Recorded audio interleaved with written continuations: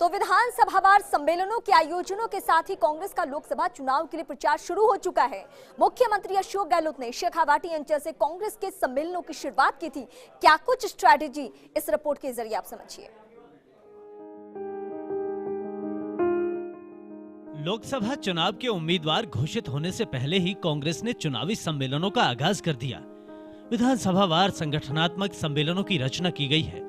सम्मेलनों के जरिए मुख्यमंत्री अशोक गहलोत ने बीजेपी पर प्रहार शुरू कर दिए हैं। गहलोत का लक्ष्य है लोकसभा चुनावों के लिहाज से कांग्रेस के कार्यकर्ता के अंदर जोश भरना। प्रदेश कांग्रेस के अध्यक्ष सचिन पायलट और कांग्रेस प्रभारी अविनाश पांडे भी चुनावी दौरों में गहलोत के साथ साथ हैं। कार्यकर्ताओं के बीच और उनके क्षेत्रों में गहलोत मुख्यमंत्री बनने के बाद पहली बार पहुंचे। कांग्रेस लीडरशिप का मकसद ये भी है कि चुनावी दौरों के जरिए विधानसभा चुनावों के वक्त कमजोर रही सीटों को मजबूती दी जाए। प्रदेश में कई सीटें ऐसी हैं जहां कांग्रेस की पकड़ कमजोर है। इसमें जालोर सिरोही लोकसभा सीट है। जालोर में विधानसभा चुनावों में कांग्रेस को एकमात्र एक सीट सांचौर की मिली है। यहां कांग्रेस के सुखराम विश्नोई चुनाव जीती थी। सिरोही जिले में कांग्रेस को एक भी सीट नहीं मिली। कांग्रेस के बागी के तौर पर संयम लोढ़ा ही जीती। तो वहीं पाली लोकसभा क्षेत्र भी कांग्रेस की कमजोर कड़ी है। पाली जिले में कांग्रेस को विधानसभा चुनावों में करारी पराजय देखने को मिली। पाली में कांग्रेस का खाता भी नहीं खुला था। चित्तौड़ लोकसभा क्षेत्र में भी कांग्रेस कमजोर है। चित्तौड़ जिले में विधानसभा में कांग्रेस को नुकसान उठाना पड़ा था। केवल उदयलाल अंजना और राजेंद्र विधूड़ी ही कांग्रेस के टिकट पर जीते थे। राजसमंद जिले में केवल डॉक्टर सीपी जोशी और सुदर्शन रावत ही चुनाव जीते थे।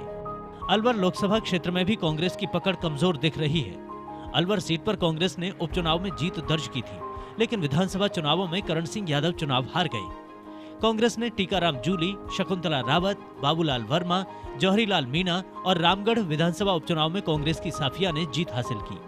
भीलवाड़ा लोकसभा क्षेत्र में कांग्रेस की स्थिति खराब है। विधानसभा चुनाव में रामलाल जाट और कैलाश त्रिवेदी ने लाज बचाई।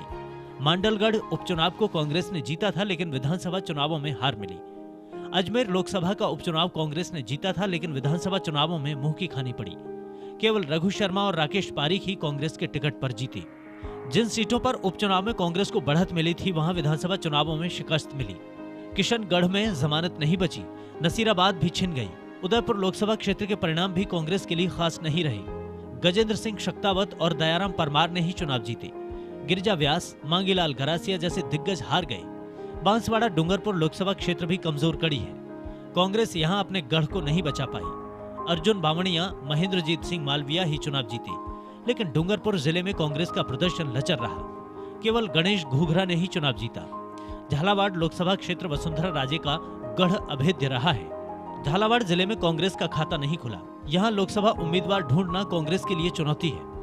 बूंदी लोकसभा क्षेत्र कांग्रेस के लिए नुकसानदेह रहा है। हरिमोहन शर्मा जैसे दिग्गज चुनाव हार गए। हिंडोली में अशोक चांद्रा ने ही कांग्रेस की लाज बचाई।